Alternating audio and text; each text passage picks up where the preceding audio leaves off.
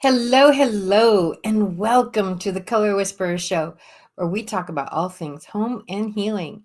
And I'm super excited because we are doing some new stuff here. Looks like we are live on Instagram, possibly even TikTok. And I want your questions. So, whatever it is, send your questions to Mark. It's at Mark, it's bluesradio@gmail.com, I think. And you can send pictures, you can send your questions, or you can type them in the chat. He's going to be monitoring the chat, so if you can put your questions and pictures in the chat for Instagram and TikTok, that would be helpful too. And then we can look at them and get your questions answered. How much fun is that? So this past weekend, I got to do a home show, and I've never done a home show before, not like this anyway. I mean, I've done little things like street fair, or I've done uh, like some church fairs or something like that. But this was a full blown booth. This was, they said like 4,000 people went through. So that's exciting. And they're all interested in doing home stuff. So I was very busy and answered a lot of questions. And of course, what's my gimmick, right? I'm like asking, oh, I'm asking people to go, bye, what's your favorite color? And I love that because it was just like there was no harm. Like there's no harm, no foul. They could answer. They didn't have to buy. It's just like, hey, what's your favorite color? And I give them a bookmark. And I had bookmarks for almost all the colors. Somehow purple didn't make it to the printer, and I don't know why. But I'll do it again and purple will go. So I had all the colors of the rainbow out. And I have to make teal next time too. There's a lot of people that wanted teal or turquoise, and I didn't do. That's what I call a secondary color. So I did all the red, yellow, blue, green, orange, right? But I didn't do the secondary colors. So people would come up and they'd get their bookmark, and for each color I had a saying on it that had a little something to do with what it meant. And it was really cool to watch because everybody would say their favorite color, and then I'd give it to them and they'd read it, and then they'd smile and they say, yes, that's true. And people don't realize how much impact color has on them and what it means. It's just like, oh, I like this color. Okay, this color feels good. And that's okay. Not everybody knows what style house they have. And, there's a lot of things I don't know that, I don't know how to do SEO. I don't want to know how to do SEO, So we all have our skill set, and that's good. If we all knew the same things, it'd be a very, very, very, very, very boring world. But because my job on this planet is to enlighten people on the power of color and all that it can do, it's really amazing to watch people, and it gave them a glow for a second, and some of them were there. They'd lost their homes in the fire. And I had one lady that started crying with me. A couple of ladies did, actually. But this one particular lady, she just started crying, and she says, Jeanette, sometimes I just start crying and I don't even know why. And I gave her a hug and I said, you know what? That's normal. I explained to her about the grief process. And part of the grief process is letting it out. And when it comes to a person dying, I always say, love doesn't die. Love does not die. A person that you love so much, that made such an impact on you while they were living, they're still there. We just have to learn how to talk to them more differently. It's like when you have a baby in your belly, you don't know what it hears. There's definitely communication that happens between mom and the baby, and there's definitely response, but that baby's not listening with ears the way we know. The baby can't speak with its mouth. You know, there's other ways it finds of communicating. We have an animal, they don't speak words to us, right? And so love when we pass is the same thing. It's just a different way of communicating. And I told her this, and I told her after my mom died, about a year after, I was like, I'm still sad. And it wasn't like I need to go get on Zoloft kind of sad. It just was like she was talking about, every now and then I just would break down and cry. And I would be fine, and then all of a sudden from nowhere, just the tears would come. And so I went to go see a psychic. And I don't remember nothing else this lady said.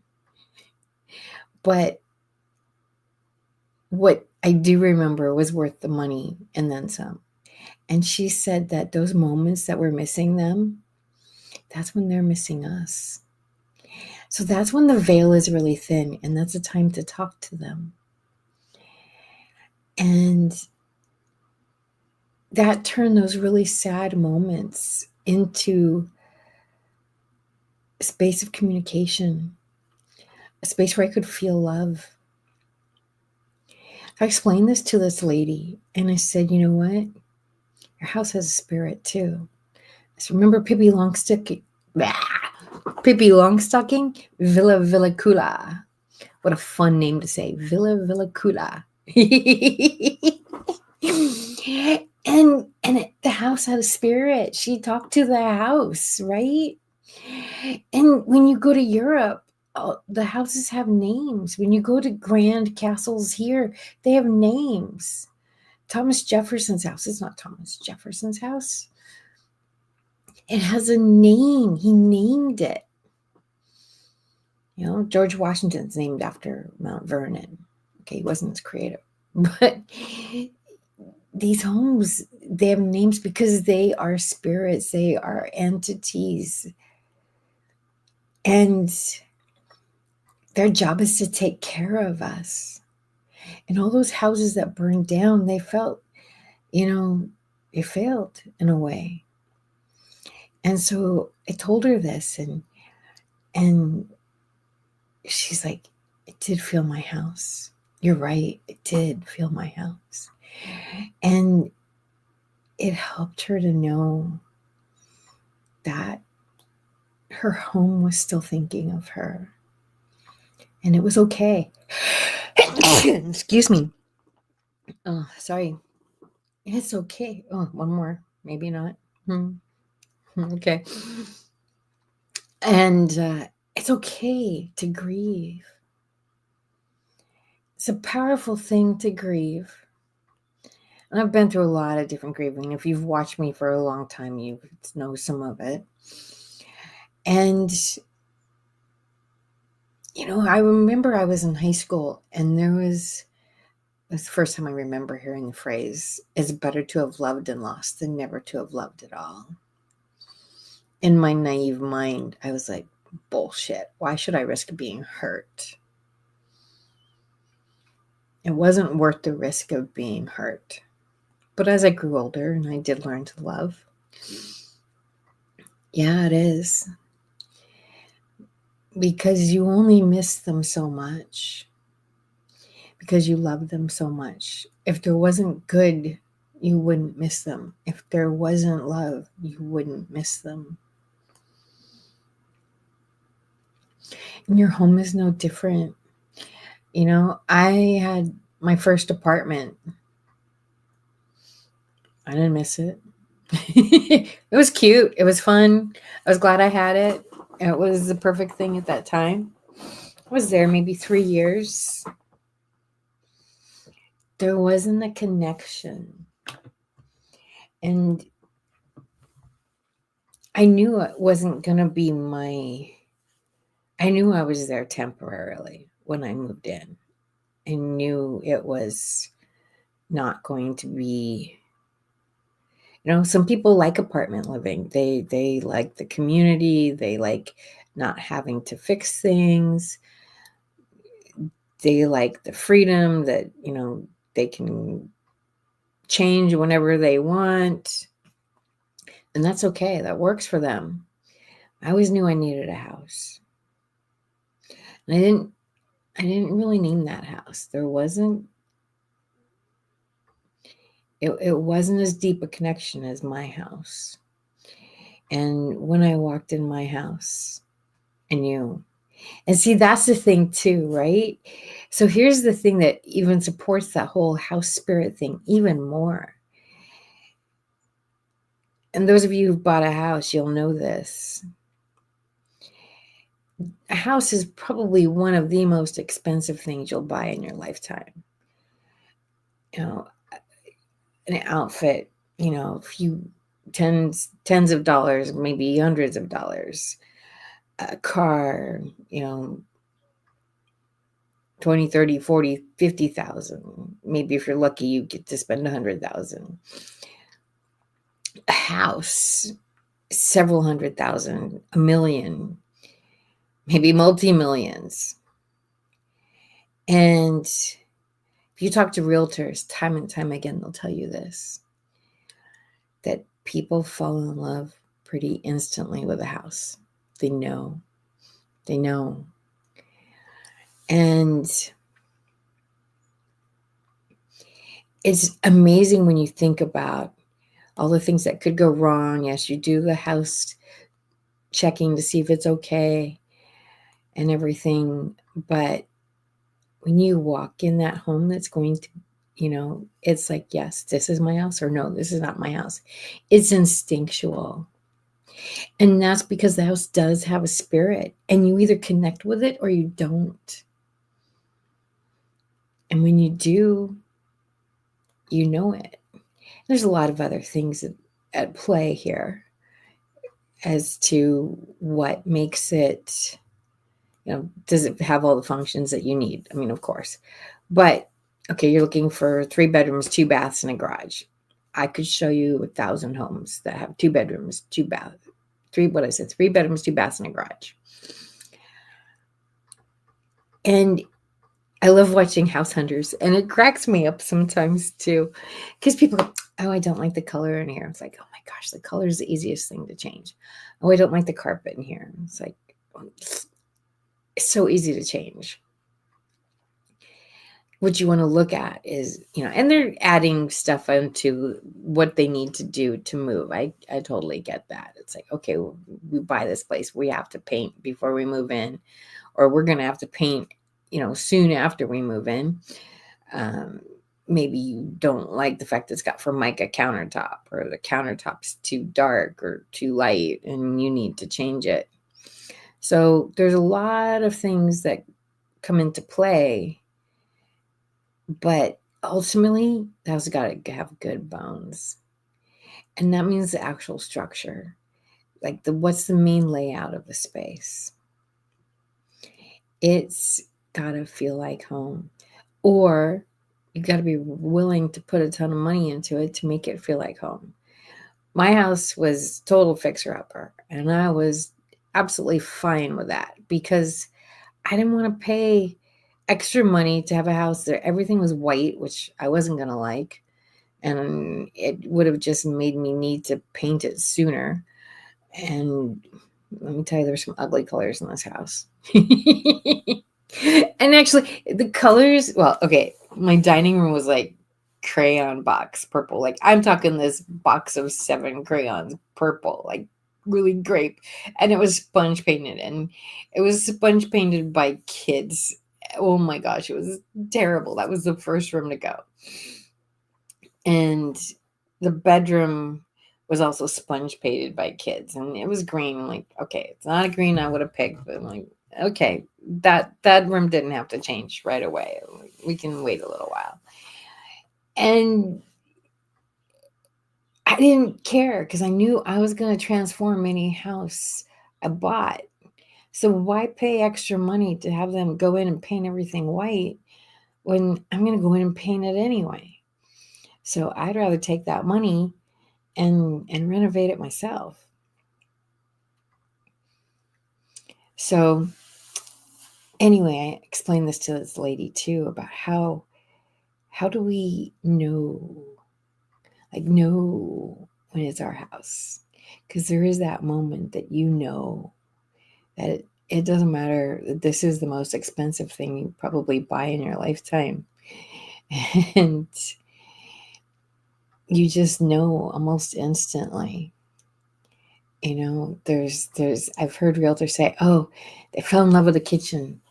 It's the cook likes the cook likes to the cook.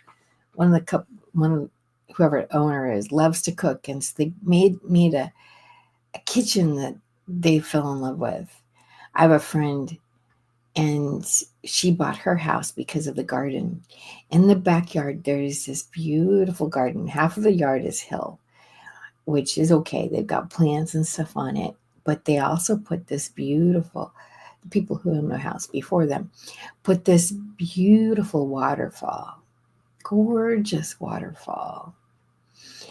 And it goes into, it's literally a cement pond. Remember the Beverly Hillbillies? Well, this is truly a cement pond. So it looks like the shape of a pond. It's a regular, and it's not very deep. It's only like 18 inches. So it's more like a wading pool. You couldn't really do like full swimming in it.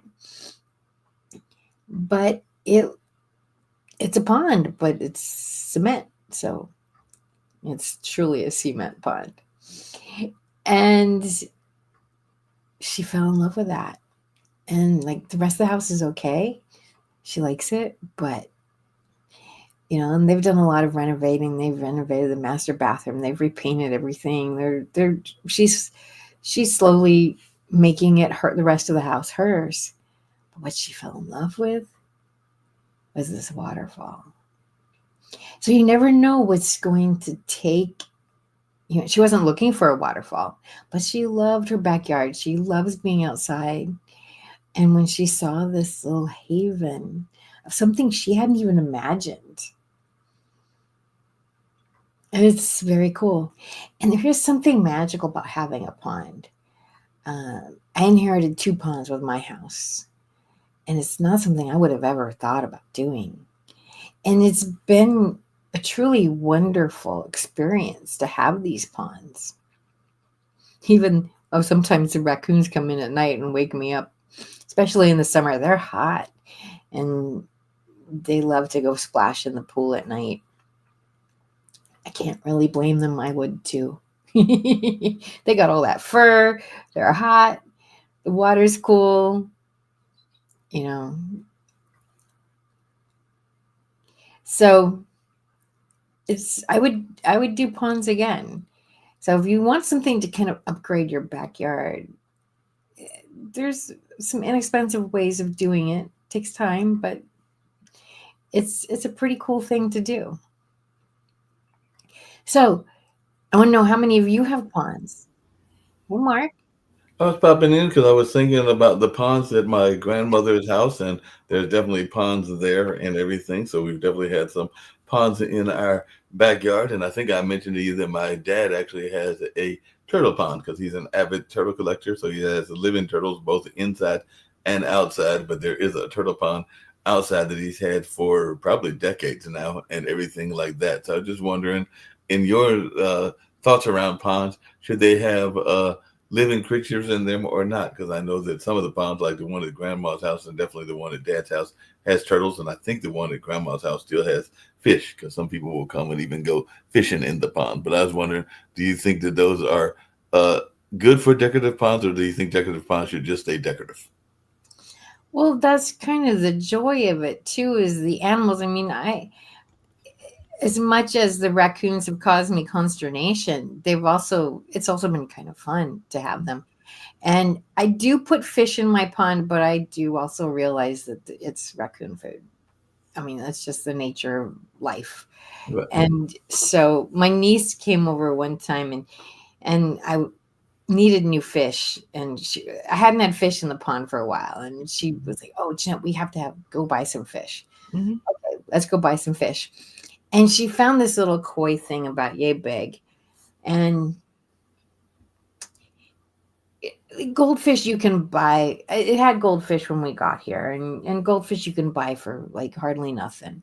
Yeah. And you can buy a bunch of them for like hardly nothing. And because I know it's raccoon food, I don't really want to invest in fish. There are people that have some beautiful koi ponds, and you can put there's like a chainmail almost that you put over it to keep the raccoons out, because those koi can get like hundreds, even thousands of dollars. So if you've got the expensive stuff, then there is stuff you can do to protect them so that the raccoons don't get them. But Yeah. she fell in love with this one little koi fish, and I'm a sucker for the kids, so I said okay. And I said, honey, it's not gonna, I don't know how long it's gonna live, da da da. And she said, it's okay, Jeanette. Anyway, so she fell in love with it. So it stayed around for a while. I do give them places they can hide, and eventually the raccoons are pretty persistent, so they get them. But it is kind of really neat to see the natural. My family had a turtle. My sister had a turtle years ago, and my mom thought it was gone. It just disappeared one day, and my mom actually thought some kids stole it. Now maybe they didn't. They brought it back. I don't know, but it was gone for like 6 months. So my mom figured it was hibernating, Hibernating. and then all of a sudden it came back, and we just figured the turtle was gone. I don't know how exciting turtles are as a pet. At least hers didn't seem to interact that much, but she didn't really interact that much with it either. So I suppose, like any animal, if you interact with it more, it will respond. Yep. And my dad definitely interacted with his turtle. One of the turtles was a rescue turtle, so he actually put roller skates on it. It didn't live that long because it was actually injured, and I think that's where he found it, was on the side of the road where somebody had probably Oh, run into it and stuff like that. So he put some roller skates and helped it get around for a little bit, so it had a little bit of a longer life. And he had another one that passed away after having been around for many years, probably a decade or two. But Buttercup, yes, that was the name of the turtle, and everything actually lived in a doghouse because it was a tortoise. It wasn't just a turtle; it was a big tortoise and everything. So he those are actually, big. yeah, he was a big turtle. He was a big animal. He was a big guy, and Buttercup lived back in the doghouse that was heated and enjoyed life out there. And I think the ones that Dad has now are some of the smaller turtles because he's been dealing with his own health issues and everything. But he still has his, as far as I know, turtle collection and everything like that. So yeah, but they, like you said, if you interact with them, then they will sometimes interact back with you, is what I have observed. And turtles live a long time, don't they? Mm-hmm. Turtles live a long time. Tortoises live even longer. Tortoises can Yeah, live like longer than us. hundreds They of can live years. like 100 years or something like this. I think the Buttercup might have lived to be probably maybe 20s or 30s. But yeah, tortoises can live up there to, like, past our lifetime of, like, I think there have been cases of tortoises that have lived definitely up to 100, if not longer. Yeah. No, I think it's fun. I mean, I have cat TV, I call it. Mm-hmm. And so all the neighborhood cats come and visit my yard, and it's in the summertime, it's not uncommon for me to hear some.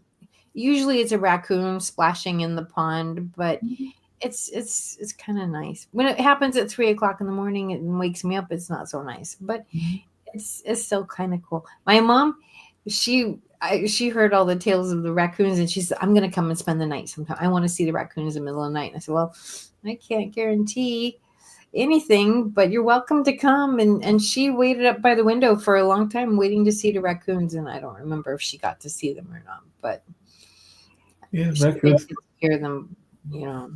And I think we've had a couple of rabbits, and I don't think there's been any raccoons, but definitely some rabbit and them deers in my community here in Durham, North Carolina. So yeah, it's interesting to see those even natural creatures. And yes, I do know about cat TV because and even gecko TV, because when I had my geckos and when I've had pet cats, yeah, they will sit there and they will watch things out of the window sill. So yes, it's their version of cat TV. So they'll sit there and observe the whatever is going out in outside nature. Like today, they probably would have seen some birds, and definitely yesterday they would have seen some small butterflies and things along those lines. So yeah, they love to observe too. I know even sometimes when I go to the bus stop to get to my job, I'll see cats just sitting out there looking outside. Sometimes they give me that look like, "Hey, do you have the key? Can you let me out?" And I'm going like, "I'm sorry, I don't live in your house. I don't have the key. Can't help you."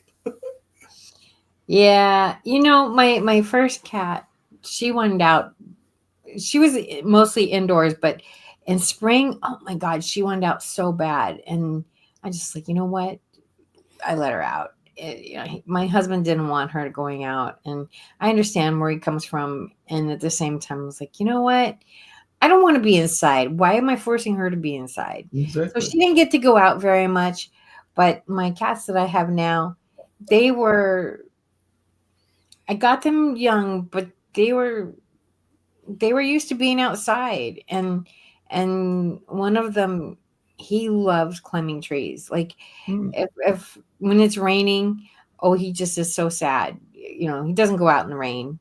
He doesn't want to go out in the rain, but you can just see he's like, "Mommy, make it stop raining." And I'm like, "Don't have that power." And he just goes and sits on the bed and sulks all day. And he's very unhappy. And, it's not my fault, but he's very unhappy. And mhm. so I just like, and especially after COVID, I'm like, I'm not going to keep them in. I would rather, that he gets to enjoy his life, and I went stir crazy inside all the time, and it's like he doesn't go far that I know of.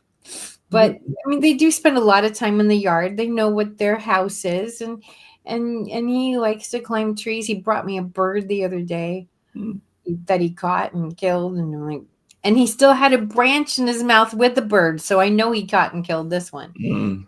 And he's so proud of himself. I brought it. Look what I did, mommy. And I'm like, oh, get out of my house. You don't need that. You don't need that right now. Don't bring it into I'm the so house. proud of you. Get it out of my house. Don't have it now. I don't want it. I know that feeling and everything. You don't want it right now.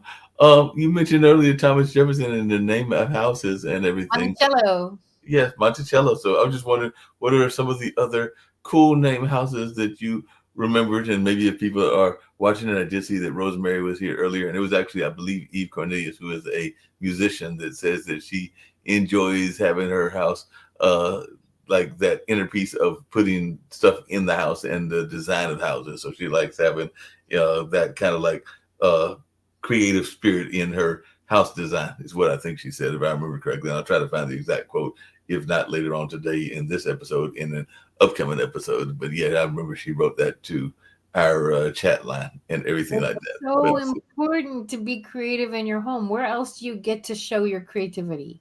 right, Where else do you get to show it? You can't go to work. Oh, they let you put a picture on the desk. Big deal.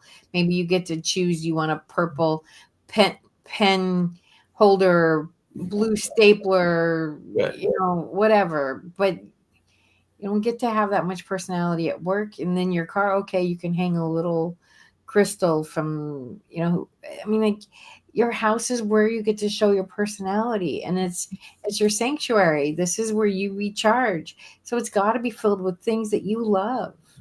Yeah. 100%, it's got to be filled with things that you love. And and if somebody gives you a gift and you don't love it, throw it away, give it away, do something with it. It doesn't need to stay in your house. My mother-in-law, oh my God, she loved purple. She loved purple. It was everything was purple, purple, purple, purple. She didn't have to wait till she grew old to wear purple. She always wore purple. Mm, And apparently she felt that I needed purple in my life. And so, despite the fact that there's nothing purple in my house, I never wear color. She knows color means a lot to me, and that I'm very specific about the colors that I surround myself with. And purple's not one of them. But all of these things didn't matter. Apparently, she still felt the need to give me purple. And so, really, she was buying stuff for her, but that would feel greedy to her, so she bought it for me. So Right. she gave it to me. It was somehow okay for her to buy it, but she couldn't buy it for herself. And I'm like, she bought me purple earrings one time. I'm like, what? You did not buy these for me. Maybe did you bought them for yourself and then you decided you didn't want them and you're regifting them? I don't know. But I just was like, every single time I open a present from her, it's purple. And Mhm. I was like, I finally got to a point where I'm like, you do realize there's no purple here. Right. I don't like the color purple. I mean, and and then she started giving me burgundy. Like, well, okay, whatever. Um, but you know, people, pe- people can be very unobtrusive. Like they're not really caring. Oh, I bought this because I liked it, and maybe she liked the saying on it, and they had it in other colors because you can tell they had it in other colors. Right. And I'm like, although it's funny, I'm gonna be in a wedding coming up in a few weeks, and the bride was really funny. She says, I don't want you spending a lot of money on the wedding. I don't want you spending a lot of money on a dress. Just wear whatever you have as long as it's a lavender or purple. As long as it's never. Lavender or purple. And I just started laughing. I said, you do realize I have to buy a dress. So what do you want me to wear? I started with, what do you want me to wear? And she goes, oh, that's, well, da, da, da. And I'm like, you do realize there's nothing in my life that's purple. Right. There's nothing in my house. There's nothing in my closet that's purple. I do have an old suede skirt that I want to get back into that's not really purple, but kind of sort of purple. And I got to lose a lot of weight to get in it, and it wouldn't be appropriate for a wedding anyway. It's just a regular short skirt. It's not a bridesmaid kind of dress anyway. Mhm. So, but I'm like, you do realize I have to buy something. So Right. what do you want me to wear? I'm like, and it's there's not a lot of bridesmaid dresses in the stores. Mhm. You have to go online and do them. So I'm playing the game of, okay, does this dress fit me? No, it doesn't really fit me. It's the wrong size. The size they recommend is one thing, and then I get it, and I'm like, no, doesn't look right, and it's too big, so I have to send that one back, and I have to get another one, and this has been like a huge chore. And it takes a couple days for it to come. Amazon, God bless them, fast as can be. I mean, God bless them. I don't, I'm glad I started when I did, because if Right. I waited later, I would be in trouble. But I got one dress and I'm like, I don't really. I got another dress, and then I'm like, wait, I'm not liking these dresses because they're too big on me. So now I'm going to have to go back and redo all the dresses to get the right size. And then I have to wear a jacket. So I asked her, I said, so is it okay if my jacket is kind of a caramel color? Because I'll wear that again. I'm not going to wear a purple jacket again. And it's a place where it's cold. So I know I'm going to be cold and I need to have a jacket. Right. And she goes, well, I think that might look funny because of all the purple and blue. And for you to have a caramel colored jacket, that just might be out. I'm like, all right, fine, I'll wear a purple jacket. And the purples clash from the dress that I want and the jacket that I could find, but it is warm and I'm going to be warm. And so I'm like, fine, I'll wear the purple jacket. But it's just funny because, like, and this is what cracks me up with brides, and you see this over and over and over Mhm. and over and over again. Oh, I'm not going to be a bridezilla, just kind Right. of like just casual, right? And then as you get into it, no, it has to be a purple jacket. No, it has to be this. No, it has to be that. And she's not being a bridezilla. Don't get me wrong. I'm Right. not saying that. But she's not being a bridezilla at all. But and so I was asking her questions about the jacket. And she's like, well, ask the others. I'm like, this is your wedding. And what does the bride want? This isn't up to Right. the others. This is up to you. And Right. what do you want? And it's and so we put it forth into the group text, and she says, well, for the pictures and for the ceremony. And I wrote back and I said, well, I don't think we're going to be wearing jackets during the picture or during the ceremony unless you tell me we are. I said, if, I'm going to be like Phoebe. You remember when Phoebe got married on Friends? Right. She had a gorgeous dress. Oh my God, her dress was so, so beautiful. And she ended up getting married out in like this, they had this weird snowstorm. So she ends up getting married in the middle of the street because nobody could get there. And it's got to be freezing because there's like 3 feet of snow on the ground. And she's like, no, I don't need my jacket. And she does it for the ceremony, which, fortunately is Yeah. short. And she's like, I need my jacket now. So that's going to be me. Never put a jacket. But I'm like, okay, even with the purple jacket, I'm like, I'm not going to expect to be wearing a jacket for pictures. I mean, that's, and there's supposed to be heaters inside and everything. It's up in the mountains and, they're supposed to have heaters inside and all this stuff. And I'm like, yeah, we'll see. I hope it's warm. I hope I don't need it, but I'm gonna have it. So if I don't need it, then I send it back when I come back and I ordered myself the caramel one. Exactly. Get the one you want. Sounds like a plan. I'll bring a shawl too, just in case if it's really gonna be warm in there and I don't need it, then I just send it back when I'm done.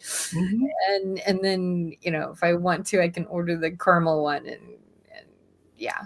That sounds like a plan. I'll wear the caramel one again. No, once I figure out the dress and then I'll send her pictures of it and say, okay, what do you think? And I'll get her blessing. Yep, y'all will figure it out for sure.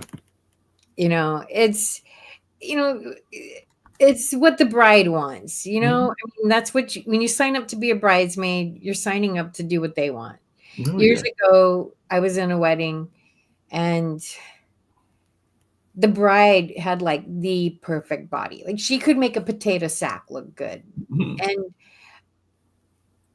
she did have some issues with, working on the figure and stuff like that. But she really could put on anything and it looked good on her. I don't think she really understood what it was like to have figure flaws because, she could truly make a potato sack look good. Wow. And her sister-in-law just had a baby. So she's feeling very, and I think it was her first child too. So she's feeling very insecure about her body and being in a wedding so close. And, she couldn't get her weight back and, she's dealing with her figure flaws that she's not used to because she just had a baby. And anyway, they got into a little bit of a thing and she calls me up and I said, look, it's your wedding. I'm going to wear whatever you want me to wear. Whatever you want me to wear. And that, how I look in it, is how I look in it. It's your wedding. And back then the A-line dresses were in, and it was more like the ones with the empire waist where the waistband was like right under the breast. Well, I've got a waist. If you show off my waist, I look 10 pounds thinner. If you hide my waist, I look 10 pounds heavier.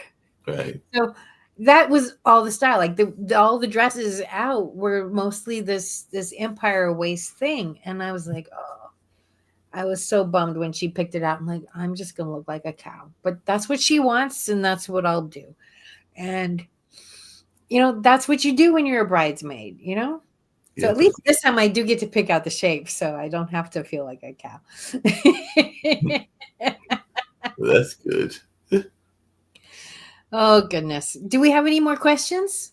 No, I didn't have any more questions. I was just curious about that. I was seeing if anybody else had popped in, but definitely they can email me at bluesradio@gmail.com and everything like that. But definitely I was going to have to take one of those breaks that all humans, men and women, have to take and everything along those lines. So I'll turn it back over to you for a second, but we're still waiting for questions. And don't forget, bluesradio@gmail.com. We do have the text the show, so you can scan the code and you can also ask the questions online as well. So definitely get ready to answer those questions. We're trying this out. It's been working on some of the shows, and definitely we've got some questions last week. So definitely will keep trying this for weeks to come and everything like that. So definitely had a couple of comments just in terms of people popping in like that Rosemary woman and the woman that I said that was, I believe, Eve Cornelius, that was the jazz musician and everything like that. So we're trying to get folks to engage in with Pod TV. So definitely, if you got questions, you can like definitely Jeanette said earlier. If you got pictures of things that you got questions about your house and the ways that you would questions as to whether you want to hang it there or you want to hang it there or don't know how you want to handle the aspect of your house, whether it's your bedroom, your desk, or other things. Maybe you don't even know where you want to put the refrigerator at and things like that. Jeanette can help you with a lot of these and all along those lines. She is the color whisperer. She might even have some ideas about the refrigerator not being the standard white or the standard brown refrigerator and all along those lines. Brown refrigerator. Where are you finding a brown refrigerator today? I've got a brown. Well, this refrigerator is metal and I would say metal. I don't have my glasses, but I would say metal and brown. Black at the best, but it's definitely not the standard white one and everything. So yeah, they found How some. old is that refrigerator? I haven't seen a brown refrigerator in a long time. Well, it's the ones that they put in the apartment complex. So this refrigerator is relatively modern. So like I said, but it's got the metal door. So the metal door is silver. Hmm. I'll send you a picture. Yeah. It might even be closer to black, but I'll send you a picture and we can decide whether it's brown or black. I think we may have some color differences there. Definitely. Awesome. Well, speaking of color differences, so one of the questions I got when I was at the show quite a bit was, well, my favorite color used to be blue and now it's green. Or I mean, I'm just picking those two colors, but my favorite color is changing. So does that make sense? I said, absolutely. It means that something in your life is changing. And so I explained kind of how we get drawn towards colors and what goes on. So, for instance, during COVID, white became huge. And white became so big because everywhere we went, we were told, you're dirty, you're dirty, you're dirty. Wash your hands, keep a mask on.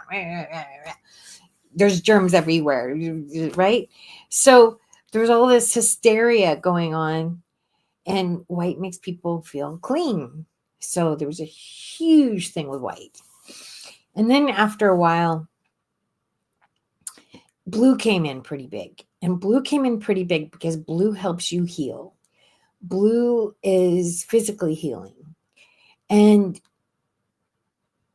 we kind of needed that healing because we were also being told you're sick all the time, right? So that blue came in and helped us to be calm under all this hysteria. It helped us to forget how long it was really going on. Shut down for 2 weeks. I knew as soon as I said that it wasn't going to be 2 weeks. It would have been nice if 2 weeks fixed it. And there's all kinds of well, but people didn't do it, whatever. 2 weeks, that's not how things work. It's just not how things work. You don't have to be a biologist to understand how things work. 2 weeks was not going to make it go away. And because viruses, yeah, anyway, I'm not going to get political on that. But anyway, we're talking about color. So green, as we started healing from COVID, green came in because we needed the emotional healing. Green is emotional healing. And it's so important to help us get through those stages. And every single one of us went through some changes during COVID. First of all, it's 4 years. Most people go through some changes in a 4-year time, but we lost friends. People died. People got mad at us, no matter which side of the fence you're on. There was a lot of anger that happened. Many of us had to reinvent ourselves. There's a lot of things that happened here that we needed emotional healing. So greens come in pretty powerfully. And So when you start looking at, I've got a color change, suddenly I'm craving a different color. It helps to know what that color means because it's supporting you. When your body starts craving a color, your body is talking to you. It's asking for the medicine it needs. I've talked about my 9/11 story, the little girl who had all these wide stripes on her walls, and she had dyslexia, so the buildings were like this, these stripes were like this, and it looked like 9/11, the twin towers, right before they fell. And she loved sitting in the living room. They couldn't get her out of the living room. The living room was yellow. Well, yellow helps dyslexia. Yellow helps us to learn. So the body was telling her what she needed, but she didn't understand that. She knew enough to follow it, thank God. And because she was a child, she was more in tune with her body. We get taught to grow out of that and be more adults. No, you got to listen to your body. That's so important. Have to listen to our bodies. Don't let common sense and logic overrule that stuff, because your body's going to be right every single time. She didn't even know why she wanted to be in that room, but she knew that was what she needed, and that's what she did.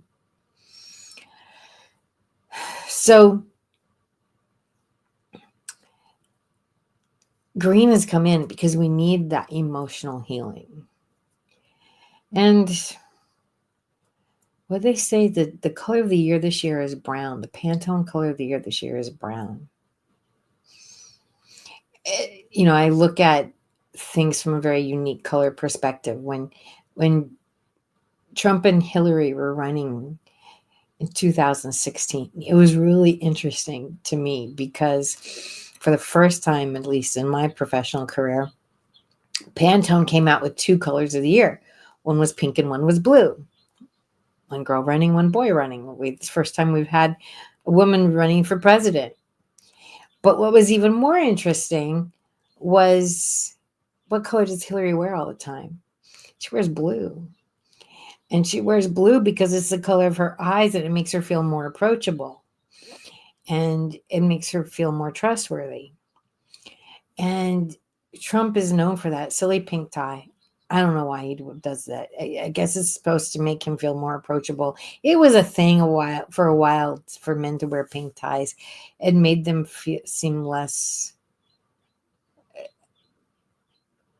more, and made them seem more approachable to women or something. I don't remember. It doesn't work on his coloring. It doesn't work for him. But I just thought it was fascinating that here we have this election, and we have these two colors coming out, and the shade of pink was kind of close to the shade of pink of his tie, and the shade of blue was kind of close to the shade of blue that you associate with Hillary. And I just thought, this is going to be a really fascinating race. And then before the election came out, the color of the year was very, very dark purple, almost black. And I looked at that and I said, well, they're not expecting much hope no matter who wins. So the color this year is cocoa, which is grounding. It's a dark brown, and it's a very grounding color. When we had gray come in for a while to make people feel safe, but I'm kind of getting over the gray. And brown does help people feel more closer to nature, and more.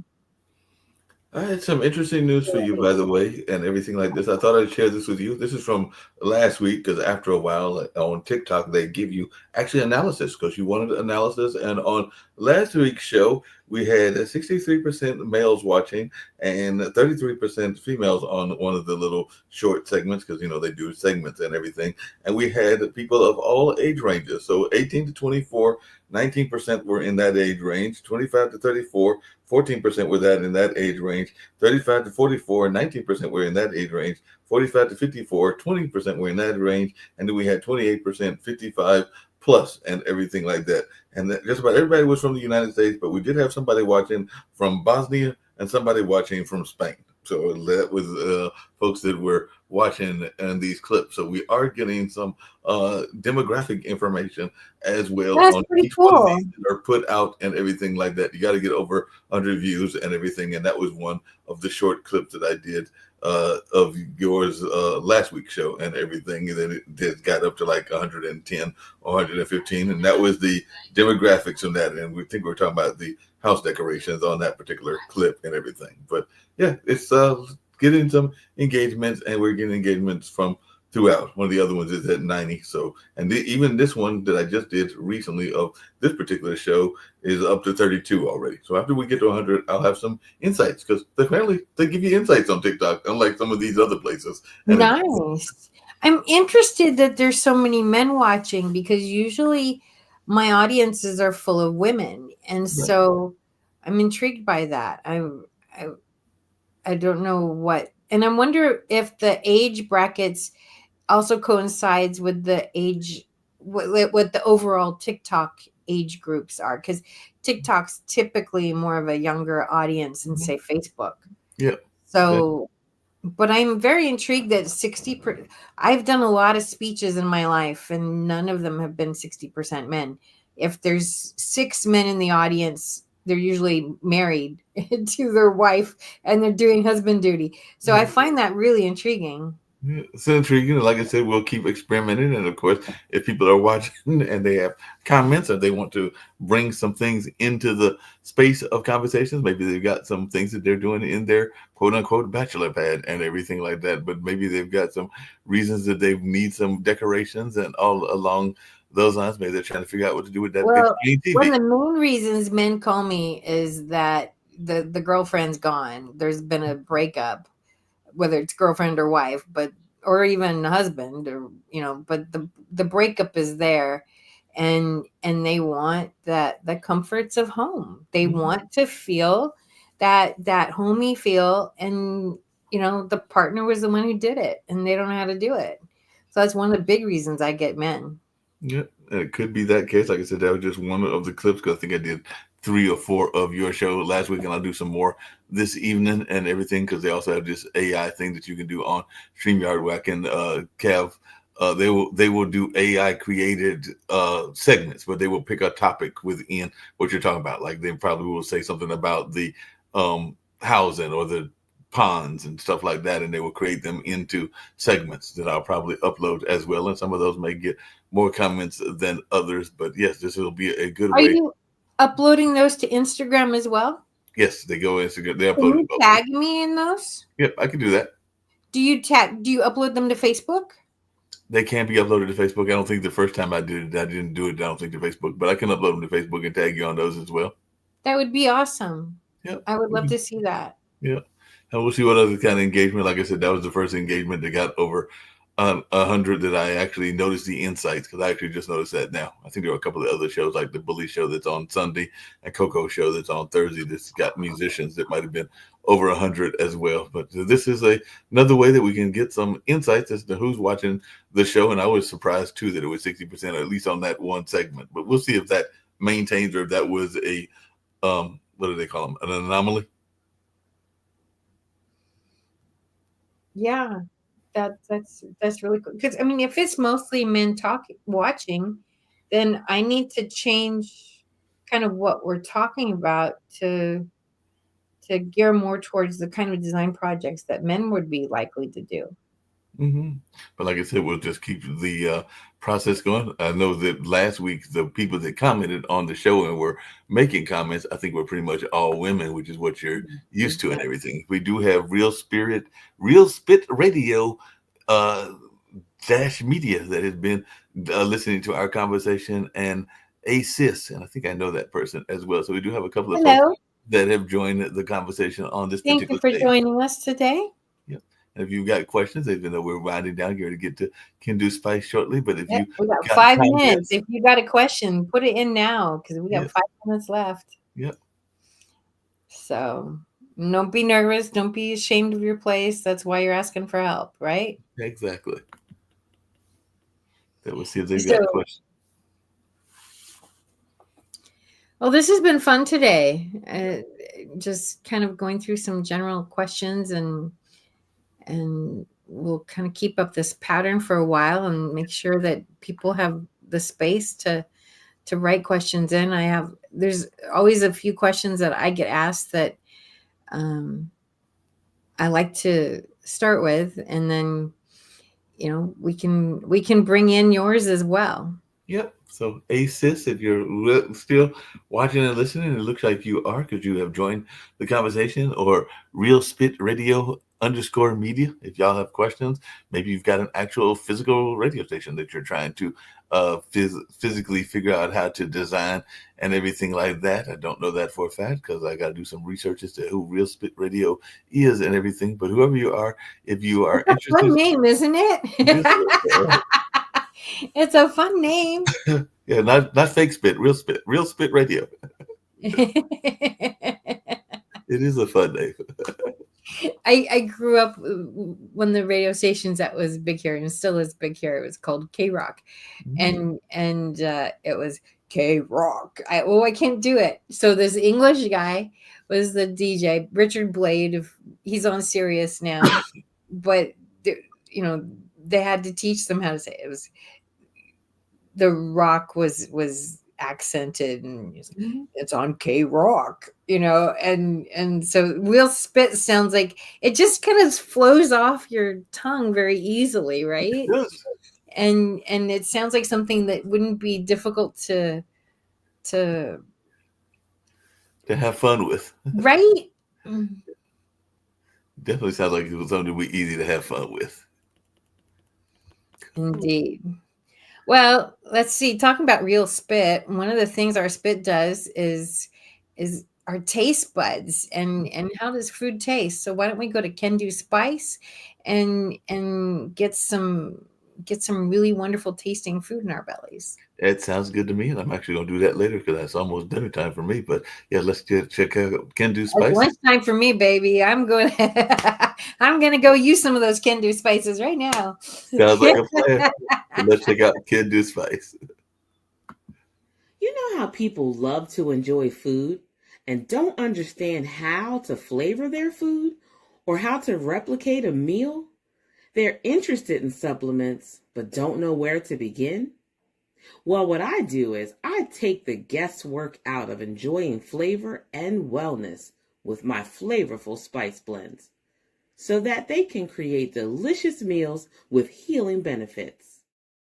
Can Do Spice was created to help cooks at any level enjoy healing through food. Every spice blend was designed to give added health benefits of natural herbs. Every blend is complete. There's no need to add any additional spice for a delicious meal. Saving you time and money while adding supplements to your meals can be both tasty and fun. My earliest memories in the kitchen began with my father, Kenny Can Do Bond, so it was fitting that I would name this line after him. I have always looked to natural remedies to supplement the body, and I found myself hiding herbs and minerals in foods for my family. That's when it hit me. Everyone needs Can Do Spice. Everyone should be having this. It's an exclusive brand for cooks at any level who want to create flavorful dishes with healing benefits that can satisfy the body and soul. Add a little spice to your life. Give Can Do Spice a try.